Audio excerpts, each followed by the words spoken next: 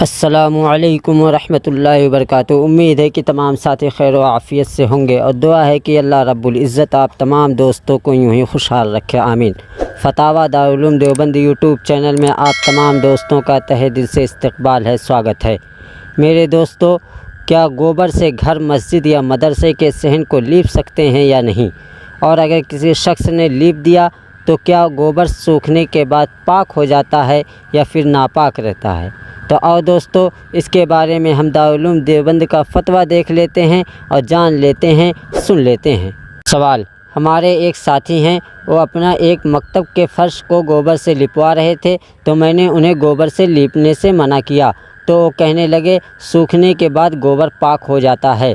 اب سوال یہ ہے کہ کیا گوبر سے مکتب، گھر یا پھر مسجد وغیرہ کا صحن لیپ سکتے ہیں؟ برائے مہربانی مدلل جواب عنایت فرمائیں۔ جواب: بسم اللہ الرحمن الرحیم۔ مسجد یا مکتب کو گوبر سے نہ لیپنا چاہیے کہ یہ جائز نہیں۔ گھر میں اگر لپائی کر لیں تو گنجائش ہے۔ گوبر سوکھ جانے کے بعد پاک نہیں ہوتا بلکہ وہ ناپاک ہی رہتا ہے۔ واللہ اعلم۔ دارالفتہ دارالعلوم دیوبند۔